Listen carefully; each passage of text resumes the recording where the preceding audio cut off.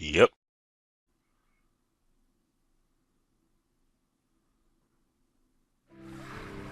I'm not sure why the sound is off. I need to investigate that. Yeah. Pardon my mess.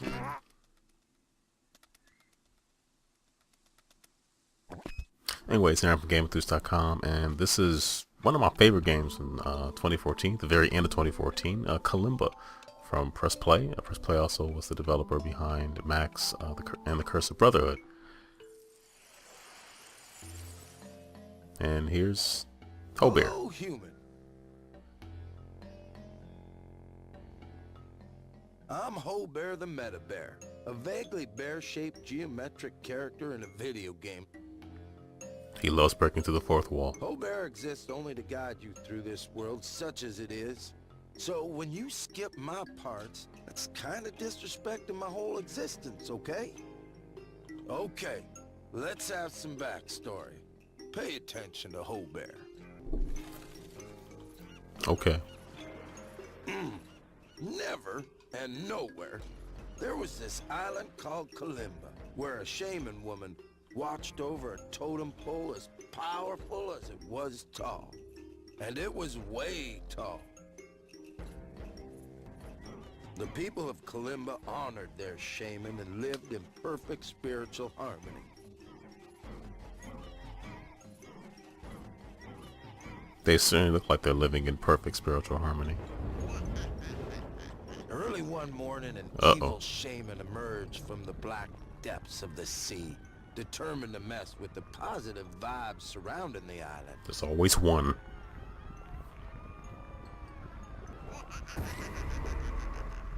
The evil shaman off the good shaman and scattered her totems all over the island. Rated M for mature. But the shaman lady's spirit magically lived on, and now she travels the island locating the missing totem pieces to build an even taller totem pole, regain her powers, and reclaim Kalimba for the Kalimbis. Which is where you come in. Because if we let her do everything, there would be no game. So that is the backstory to Kalimba, which is a it's a platformer, but it's shaman lady, still in her spirit form, quickly learned she could possess the small totem pieces around the island. a platformer with a lot of challenge, as you will soon see. And the game starts off with some pretty rudimentary environmental puzzle-esque platforming. But that's how it's supposed to be. It's supposed to ease you in like a hot tub. If it got too difficult too quickly, people be running away screaming. Like I said, this game came out the end of 2014 and made it to my top 10 because I just love the design. I just really enjoy it. I like the music, I like the look of it. I don't know. I think a lot of thought really went into a lot of the things that this game does. I read things people put down like, the graphics aren't this and that. There's like, this game isn't about graphics. I mean, you can see it. It's visual. You can see it. But it's about the environment you're in. It's about figuring things out.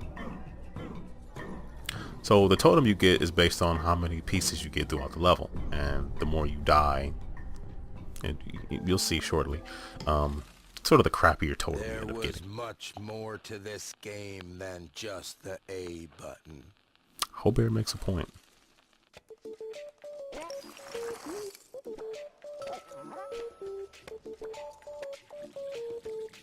There's the X button, which does a variety of things.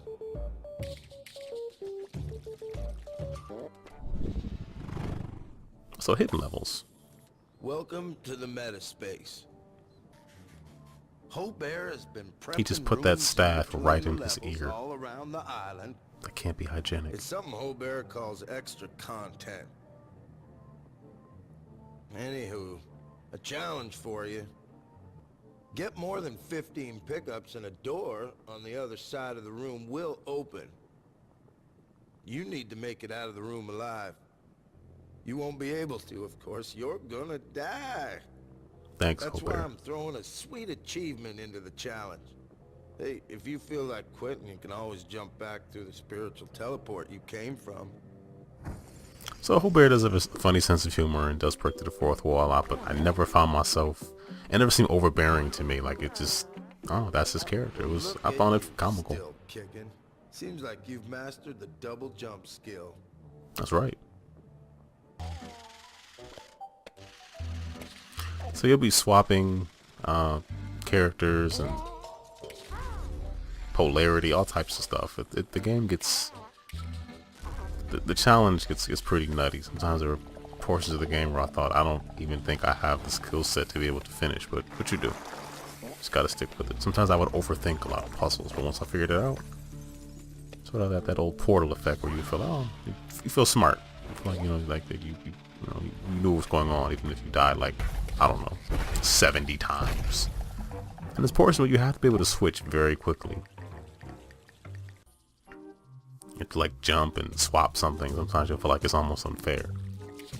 And it might be. But stick with it and you'll figure it out. You also change size and some other stuff that you'll see.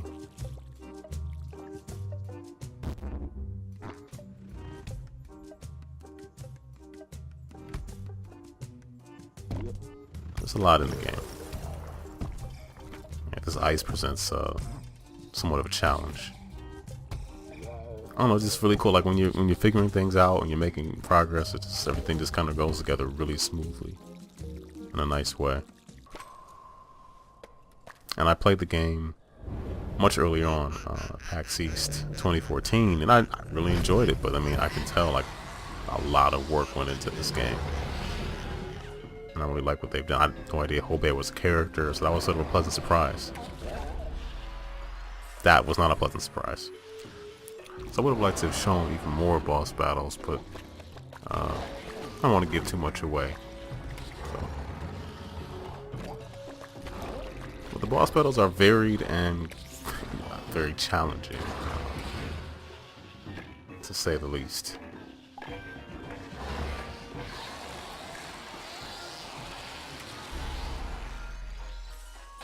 But upon defeating one and collecting pickups and failing many times, you'll see. Yeah, the totem that I ended up with was not quite as nice as the one I initially earned. Like I said, it does deduct from how many times you die, but you still get to the level. It's not a big deal. If you're a completionist, it might bother you, but I'm not good enough at games to be a completionist, so I'm good.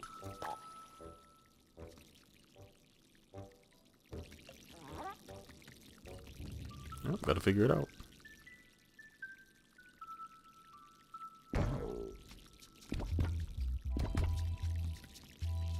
So in addition to just the switching, there's levels where you'll learn how to fly and stand still. There's every new section, every new totem, like there's a underworld, a middle world, and an upper world, or a realm, or what have you. They all bring their own techniques and things to the table, which you have to learn, which are fiendishly challenging in their own ways.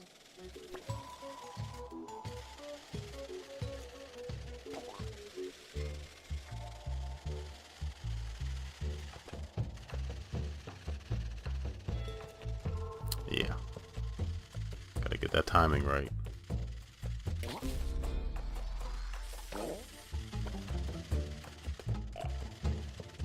Just missed it. Wow. Oh, cut it close. In addition to the single player, there's also a couch co-op for 2 players that you can enjoy.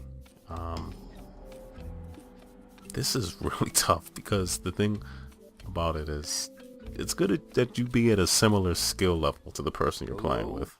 You are about to set out on an epic journey. A journey of cooperation, coordination, friendship, and stacking. Hobart must stress that it is always more important to stay friends than to win. Although So it is Hobart, what are you trying to definitely say? better to be a winner than a loser. So the footage you're going to see is of myself and my 8-year-old playing through one of the first, might be the first level in the co-op. The co-op is fantastic. It's an entirely separate campaign, which is great. It's more content. I'd recommend that you play with someone who's at a similar or close skill level to you, because it kind of became me just like barking stuff at her, like do this, and she got sick and tired of that pretty soon. Though she was enjoying it, I just kept saying, hey, you stand here and do this, do that. And part of it was me not being patient, but if you have someone that you can play with, and they can put up with you, or they have an idea of what to do without you having to say anything, I say go for it.